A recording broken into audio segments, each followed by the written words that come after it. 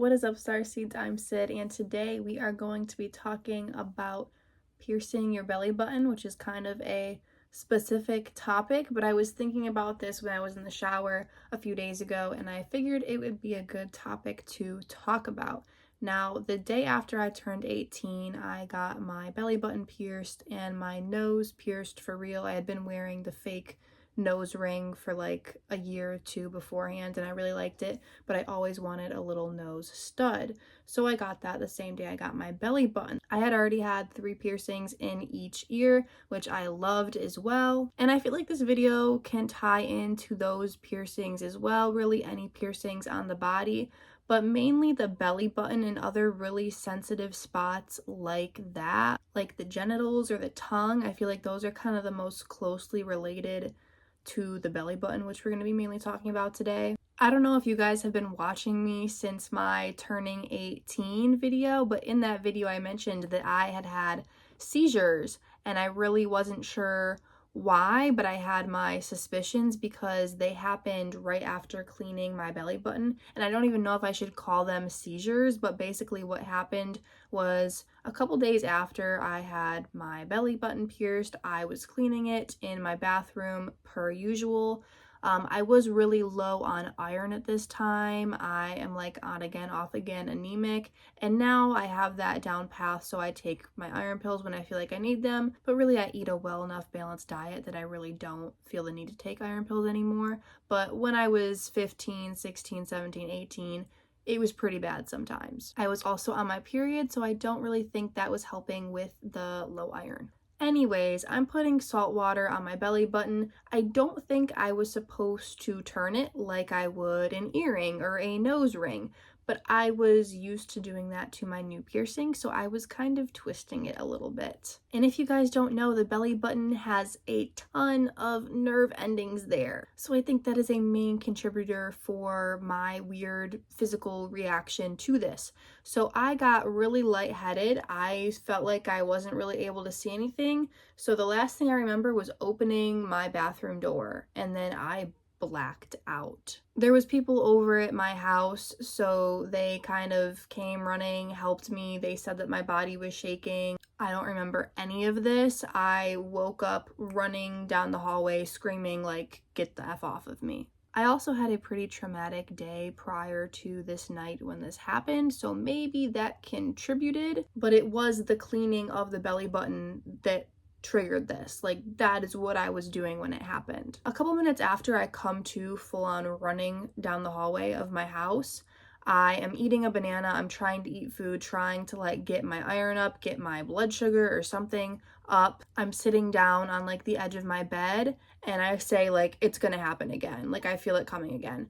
And then I black out again, wake up once again, like running down the hallway of my house. Super freaking weird. I've never had anything like that happen before. I've never had anything like that happen after. I don't know if it was my iron, my blood sugar, a mix of those two combined with like the trauma response from earlier in the day and the nerves in my belly button that I was really setting off.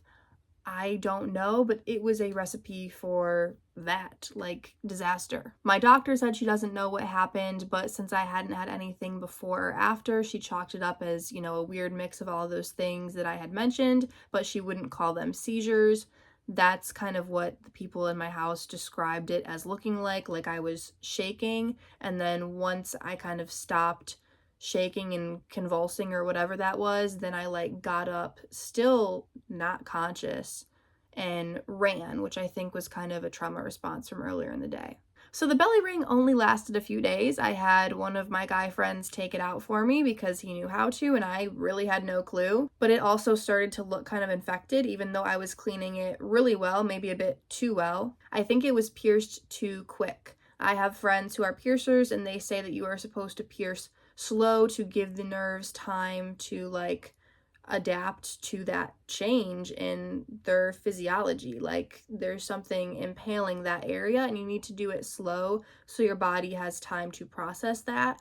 The guy who pierced my belly button at a tattoo shop, the owner of the tattoo shop, it's always the owner who's really weird, he did it super quick. I even have a video of me saying like I just got my nose and my belly button pierced so effing quick because I thought it was really weird how quick it was happening. I didn't realize until after the belly ring was out and I talked to some of my friends about what had happened that they said that's not how you're supposed to pierce anything, yet alone a belly button which has a ton of nerves in it. So the belly ring lasted less than a week. A couple months after that, I get pregnant and I take out all of my 6, if you include the 3 on each side, earrings, because I am just a very like protective hippie mom who didn't want any heavy metals or any weird thing like that somehow getting to my baby. I know it was extra cautious, but that's just what I did, and I still don't have any piercings in now, just kind of a personal preference. Once I was in the hospital having my son, I had my nurse take out my nose stud because I really wasn't sure how. That one was that like sterile, nice quality metal though, so that's also why I left it in, but the main reason was I simply didn't know how to get it out. I had really never been woozy or lightheaded around blood or anything like that before, needles or anything,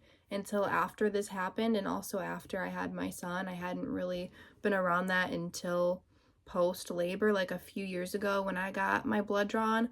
I really didn't like it. I'm okay with getting tattoos and stuff, but even just watching TV shows or videos of like gory things never bothered me until after this. And I feel like the whole belly button nerve thing had something to do with it. Still to this day, if I like accidentally touch my belly button or it rubs on something, I'm like, oh my gosh, like I don't feel good. I feel lightheaded or something. So I guess the point of this video is just to make you aware about what you're piercing and what you're doing to your body. I know I have tattoos, I want to get more. That's a totally kind of different subject, and that's my choice. You do what makes you happy. I just want you guys to know that when you impale your body with things, it can do stuff. Trust me, I know there's heavy metals and toxins from my tattoo ink. I know. But I just wanted to let you guys know that I wasn't like grossed out by gory things, and now I am. And I do think it has to do with the fact that I had my belly button pierced for only a couple of days. Let me know what you guys think. If you have any similar stories, any side topics, any studies that you have read that kind of go hand in hand with this topic, I would love to hear about it. I'm also wondering if there is a link between kind of the pushing in pop culture and just the beauty standards for specifically this piercing, the belly ring, that has something to do with your spiritual power and your connection to source, because I can't really think of a piercing that is more heavily pushed than the belly ring has been pushed the past few decades. Yes, it's pushed to have your ears pierced. Yes, it's pushed to have your nose pierced, and I do wonder why. However, the belly ring really became popular quickly, and it still is popular to this day. It's just kind of expected that girls have their ears, their nose, their belly, their nipples now pierced. Let me know what you guys think of this. Yeah, I think it looks super cute, but I am also kind of questioning what the health impacts and the spiritual impacts are.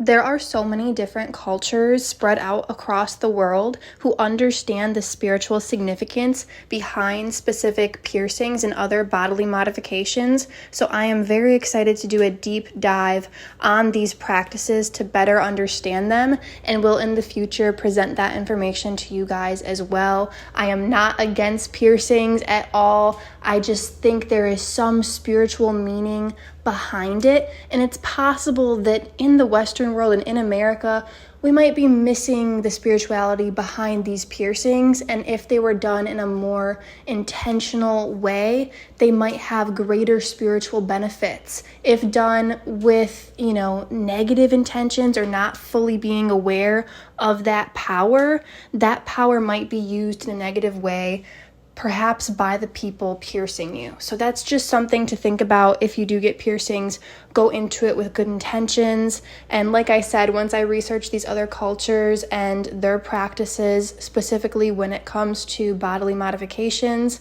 we can better understand that together. I hope you guys enjoyed this video. Peace out.